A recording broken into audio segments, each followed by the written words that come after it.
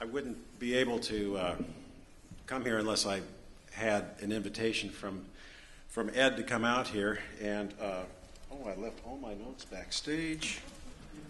Boy, I left my music backstage, left my notes backstage. All right, so I have to go to the principal's office. God, it's just like high school. You know, sorry, Mr. Peterson. First of all, I really want to thank the band for having me in for this big event. Ed and I have been trying to find a time when we could all work together, and it just so happened to work, especially with this little crack in the schedule here on this Sunday afternoon before I have to be at Copley Symphony Hall tonight at 8 o'clock. So I'm glad that worked out. It's been a real pleasure to work with Charlie Warren and Bob Joles.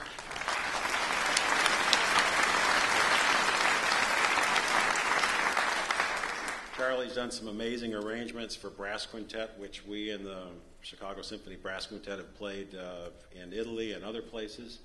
And he did an arrangement of Mephisto waltzes of Prokofiev, which, if I ever get off my dead buns, I will have out on another CD. It's been a long time, but there's a couple CDs that are out in the front. But hopefully, I'll get another one out, and it'll feature one of Charlie's arrangements. And Bob Joles, what can I say? Star Spangled Banner arrangement, the Disney Celebration, Mr. W.C. Fields, Incognito. Nobody recognized that, right? Now, if you ever watched episodes of Everybody Loves Raymond, reruns, there's one episode right at the beginning where Raymond is in a airport bathroom, and he's coming out of the stall, and there's some guy there washing his hands, and all of a sudden this guy who's washing his hands turns around and sneezes all over Raymond. You remember that? Well, check it out, but that's Bob Joles.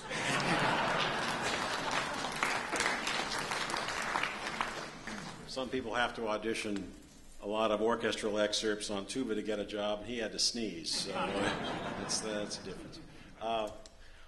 One other thing, I did manage to see Jim Christensen here, who's from the Disney Corporation, as well as Stan Freeze, a maniac tuba player I know, so I wanted to greet them and thank them for coming here, as well as my first tuba teacher from University of Redlands, Larry Johansson. They're all here today.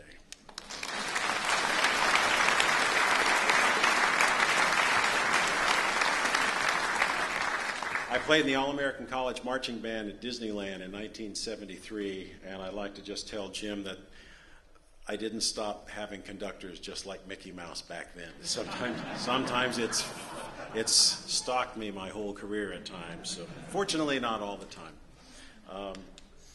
I did want to just make mention that Ed and I both came from a school district where music really wasn't at the forefront of people's thoughts. In fact, we were both in a youth band, which probably our parents got us into because the school music programs were so limited at the time. And we both, I think, wanted to make a difference. And when I was a junior in high school, this high school I was at had 2,300 students. We had 25 people in the band. 25. The next year, the number went up to 56, my senior year. There was one difference. Ed Peterson became the band director.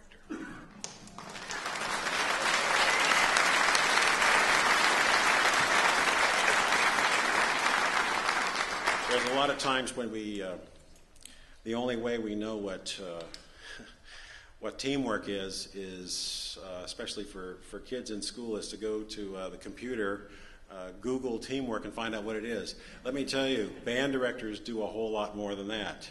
They actually get people together and actually get to know what teamwork is, what synergizing is, what it is to have a product that's greater than the sum of the parts. And all these people are very special people who make a difference by being in this band. Please give them a hand.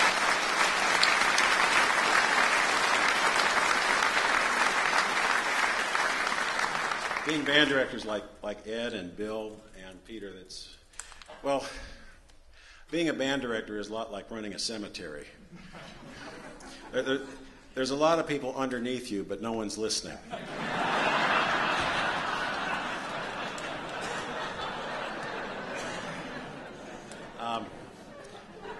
But nevertheless, these are really noble people, and when I wanted to be a band director too, and it was a fateful day in 1973, May 13th, 1973, when I happened to hear an orchestra from Chicago play a Mahler symphony in San Diego, and I thought, well, you know, it might be easier to just sit in the practice room, get my own act together, instead of going through the really noble, really hard work type of thing as being a band director. So I would ask you to all cherish the people you see in front of you, cherish the people who lead them, and listening to this teamwork happening, this is something that's very, very important. Listen to support your school music programs, support the people who do that type of thing, support the community band. This is all stuff that really makes a difference in the end. So I'm sure I'm leaving stuff out, including here it is. You know, there's three kinds of tuba players. Ones that can count and ones that can't.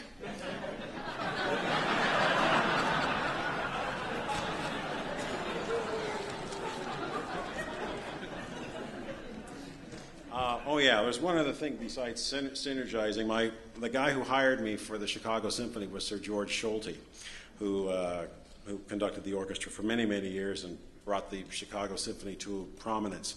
He thought that if leaders of the world could see how a community group, a community band works, an orchestra, there would be a lot fewer problems in the world. And so he created this group called the World Orchestra for Peace, of which I'm a member. What this group is, it's members of almost every orchestra all over the world, and we all get together once every couple years or so, and we kind of remind people what this is all about. We got together for the 50th anniversary of the end of hostilities of World War II in Geneva, Switzerland. We've gotten together at many other times at kind of milestone points where peace has been kind of far away and happening.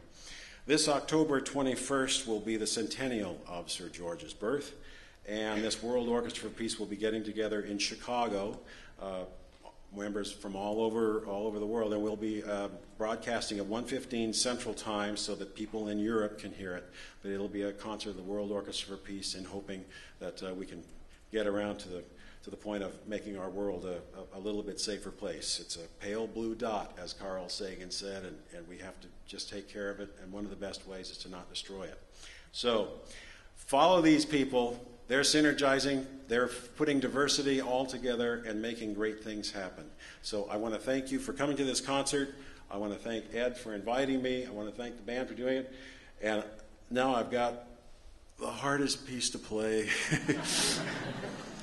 Thank you very much, folks.